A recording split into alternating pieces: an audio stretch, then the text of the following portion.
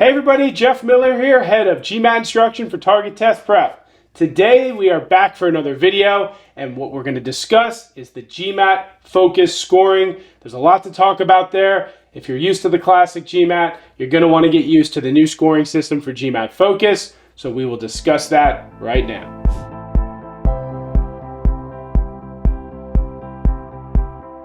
So before getting into scoring, let's discuss the test format of GMAT Focus. It's new, it's different, so you're going to want to know how the test is presented. So there are three sections in GMAT Focus. You've got the quantitative section, you've got the verbal section, and you've got the data insight section. And a lot of questions in data insights are formally integrated reasoning questions, plus a sprinkling of data sufficiency. We've talked about that in previous videos. So those are the three sections. Now, how are they broken up? Well, each section is actually 45 minutes, which is pretty cool, but there's a different number of questions. You've got 21 quant questions, you've got 23 verbal questions, and you've got 20 data insights questions, all right?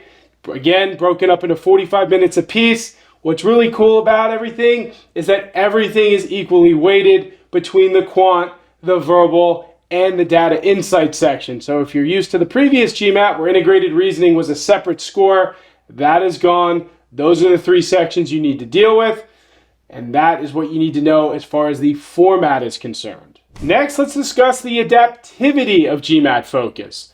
Well, just like the current version of the GMAT Focus is question adaptive. That means you have question adaptivity in the quant section, you have question adaptivity in the verbal section, and now question adaptivity in the data insight section. If we're continuing to do the comparison between the old GMAT and the new one, meaning GMAT Focus, IR was not question adaptive. So data insights is. So again, that's going to add to the importance of the data insight section on the GMAT Focus. But something that people have been confused about and asked about is whether it's question adaptive or section adaptive. And I can tell you the GMAT Focus is question adaptive.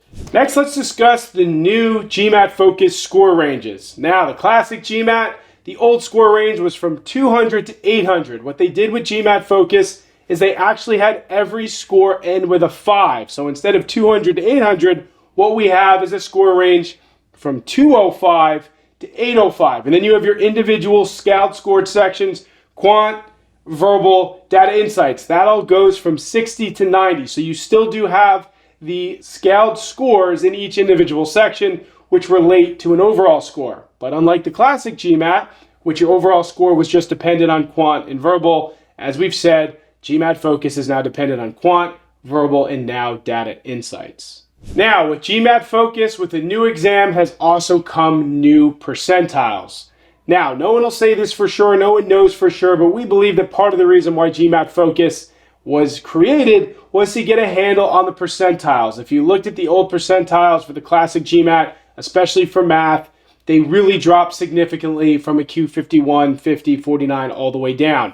So GMAT is trying to change that so they can level everything out. Now to start, the percentiles are different from what you are used to in classic GMAT, and that means that the scores are going to feel different. For example, a 695 on the GMAT Focus is a pretty darn good score, but people used to look down at a 690 at least a little bit for, say, an M7 school on the classic GMAT. So the point is we're going to have to get used to this new scoring scale and percentiles with GMAT Focus.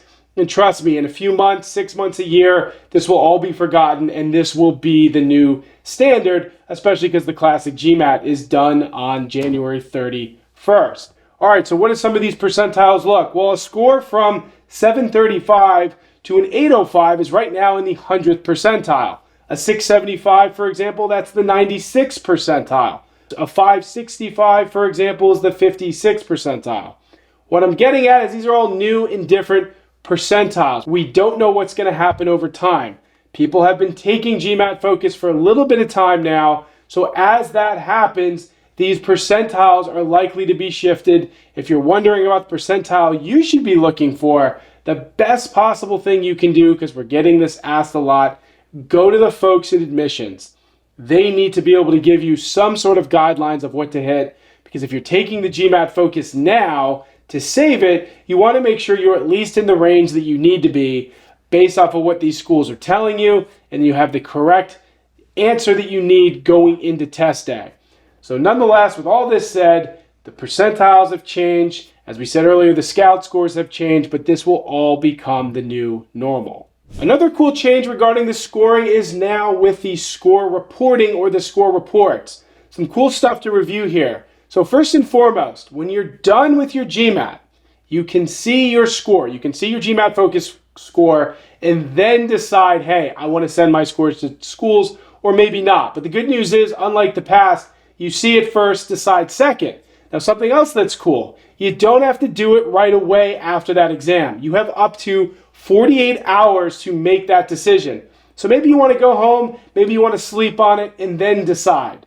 And then lastly, something that's really great too that students always ask about is regarding what scores schools see, right? With the classic GMAT, when you were to send in your score report, schools would see every score that you accepted, meaning the ones you didn't cancel. With Focus, you can choose which score you want to send to schools. So let's say you take the GMAT Focus 3 times and you didn't send any of them out for free. You waited. Well, when you get home, looking at your 3 tests in your NBA.com account, you can choose the one you want to send. If your third one is the best, send it. If your second score was the best, send it. You get to choose which score they see, so they're not going to see every GMAT you took unless you would want them to do so. So in conclusion, what do we know about GMAT Focus? Well, it's still early on in the proceedings. Yes, the scoring has changed. We got to get used to that. The format has changed. We got to get used to that. Score reporting has changed in good ways. And yes, that's also something we have to get used to. But I promise you, this will all become the new normal. All of these changes, these things that maybe are a little bit grayish now, will start to become more clear as the days and years and months go on. So you just got to hang in there. If you're studying for Focus, know that students have been doing great on the test. I talk to TTP students all the time. The GMAT Focus has been a great exam for them. So if you're here working on TTP, keep crushing it, keep moving forward, and let's see how things go on test day. If you need anything from us about the GMAT Focus, you can always reach out and we'll be happy to help. All right, so that concludes today's video. I had a blast talking about the new GMAT Focus scoring. If you like this video, please subscribe to our channel and always comment. Leave comments about videos you'd like us to make. We're happy to do more in the future, and we're happy to help in any way we can. Until next time, thank you for watching, and I'll see you all soon.